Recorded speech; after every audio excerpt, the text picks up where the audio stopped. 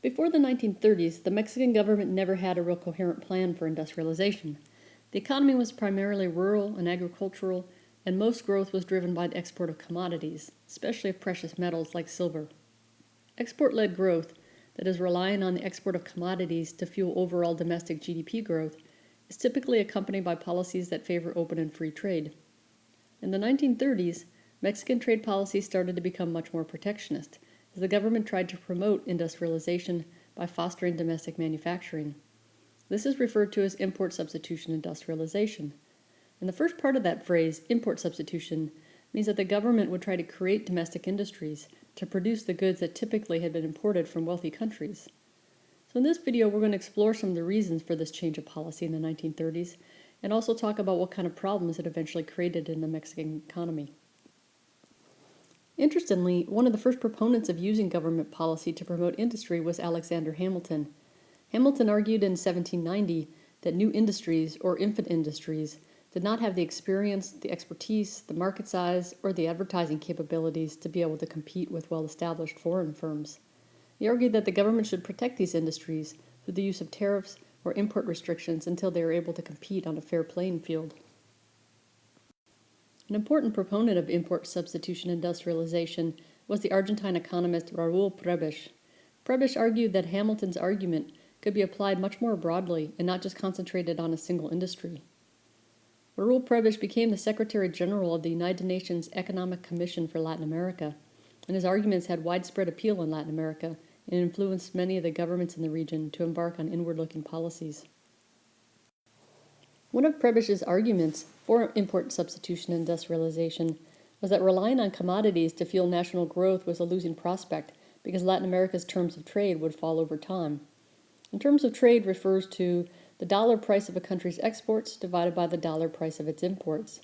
So Prebisch argued that much of what Latin America exported were actually inferior goods, meaning that rich country demand for them would not increase one-to-one with rich country growth. So let's take an example to explain this a little bit more. So let's take bananas.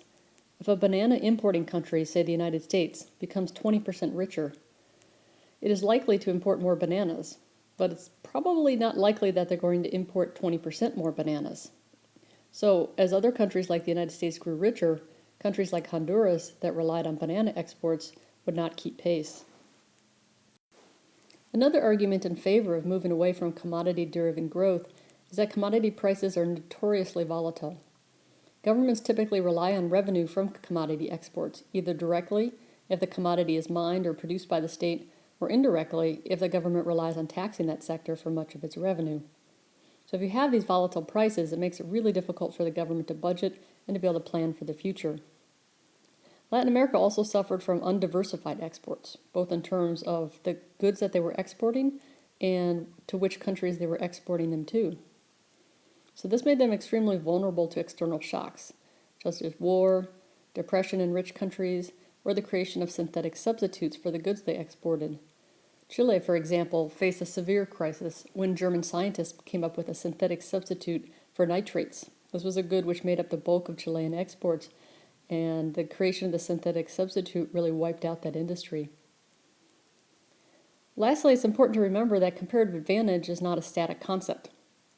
So dynamic comparative advantage is the main reason that students invest in human capital by going to school and learning new skills.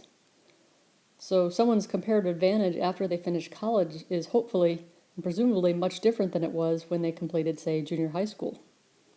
So capital is not a natural endowment. Hundreds of years ago, all countries were extremely poor. There's no state of nature where capital and infrastructure just fall from the sky. All of that capital and wealth must be created by market conditions. Import substitution and industrialization in Mexico started in the 1930s, when the Mexican state became increasingly involved in the economy. Eventually, the state would create public enterprises in steel, copper, fertilizer, manufacture of rail cars and trucks, telecommunications, airlines, and electricity, just to name a few. By the 1960s, the scope of protection had really increased in Mexico. For instance, in 1965, 25% of total imports needed a government license. In 1970, 80% did. Approximately 1,000 import categories were added to the controlled list every year in the 1960s. This slide gives the effective protection rates in 1960 in Mexico, but before we talk about the numbers, let me talk briefly about what we mean about the effective rate of protection. So instead of just a single tariff measure, the effective rate of protection is used to measure the real amount of protection given to a particular industry. So what that means is it's how much extra domestic manufacturers can charge and still be competitive with imported goods. And here you can see that agricultural goods receive the least amount of protection, which is not surprising since the Mexican government wanted to promote industry and move away from an agricultural economy. Durable goods, on the other hand, receive 90% of protection. So a durable good is one that yields utility over time rather than being completely consumed in one use. The highest rates were, though, on non-durables, like beverages and tobacco, which were greater than 120%. One of the biggest problems with the infant industry argument is that the infant industries never grow up. For political reasons, the protection ends up not being temporary, but relatively permanent. And this results in a captive market for monopolies. For instance, in Mexico, by 1982, all imports needed a permit from the government.